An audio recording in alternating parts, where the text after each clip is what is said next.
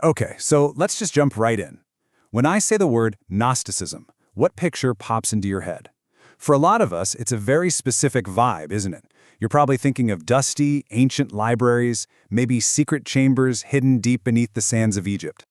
Yeah, there's this immediate filter that kicks in. We think of secret societies, the Da Vinci Code, forbidden knowledge, all that stuff. And I'll be honest, when I first started prepping for this, that's exactly what I expected. I thought we'd be talking about lost heresies and ancient mysteries. But then, well, then I actually looked at the source material. And this is where things get really interesting.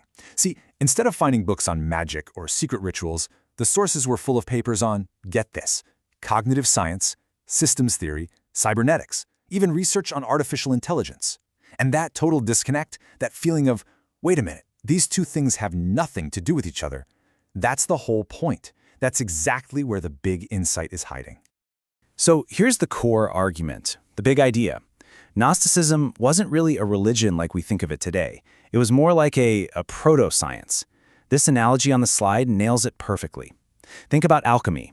When an alchemist drew a green lion eating the sun, it sounds like crazy mystical stuff, right? But what they were actually describing was a chemical reaction, acid dissolving gold. They just didn't have the modern language of chemistry. They had to use myths and symbols. Well, the Gnostics were doing the exact same thing, but for the human mind. They were the alchemists of consciousness. So a so-called demon like Yaldabaoth wasn't some dude with horns and a pitchfork. It was what a software engineer today would just call an ego defense subroutine. Now this right here, this is the Rosetta Stone for this entire explainer. The Gnostics' creation story, their myth about how the universe came to be, is also a step-by-step story of how a child's mind develops. And listen, we're not talking about a cute metaphor here. We're talking about a structural map.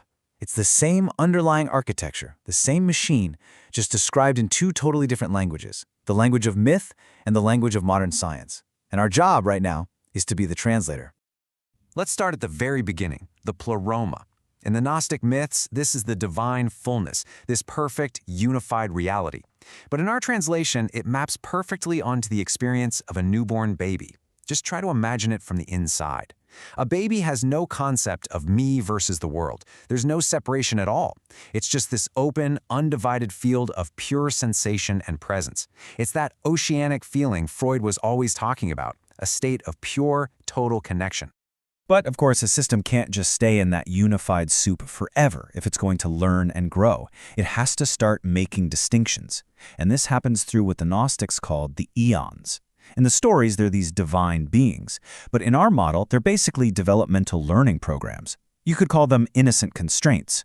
For an infant to learn anything, it has to start chunking up reality. This is hot, this is cold. This is mom, this is not mom. Each one of those distinctions is a new cognitive function coming online, and it's all driven by this pure, simple curiosity. It's just the raw joy of discovery. But then, the system gets more complex, and something incredibly powerful and also kind of dangerous happens. This brings us to the most critical moment in the whole Gnostic map, the birth of the ego. The Gnostics had a name for him, the demiurge. And this right here, this is his famous, arrogant declaration. It's the moment the system can finally point a symbol at itself and say, I, and really, really feel the importance of that I. And this analogy just brilliantly illustrates the fundamental mistake that happens next. Modern neuroscience is super clear on this. There is no little guy in a command center in your brain pulling the levers. The brain is this huge decentralized network, and to manage all that complexity, it creates a simplified user interface, an avatar called me, the ego. It's just a dashboard. It's a useful tool. But here's the tragic flaw of the whole human condition. The dashboard thinks it's the driver. It is completely blind to the vast unconscious system that's actually generating it. So from its limited point of view, it makes the only conclusion it can. I must be in charge. I must have created all this. So what does this dashboard do? It starts building a story about itself. The Gnostics called it the clay statue. This is your fixed identity. It's the rigid story of me. I'm a smart person, I'm an anxious person, I'm not good at math. We build this elaborate, hard-shelled sculpture of who we think we are, and then we get trapped inside it. And what's the problem with a statue made of clay? It's brittle, it's fragile. And because it can break, it must be defended, at all costs. And how do you defend a fragile statue? You need an army. Meet the ego's army, the archons. In the myths, they're terrifying demons, But in our system, they're just the ego's automated defense programs. Think about road rage for a second. Someone cuts you off, your heart starts pounding, you get hot, and instantly a story pops into your head. That jerk just disrespected me. That whole loop, the physical stress response plus the story that justifies it, that's an archon firing. That's Yaldabaoth. And Sabaoth? Oh, that's the inner critic. It's that 3 a.m. cringe attack where you replay something embarrassing you said 5 years ago.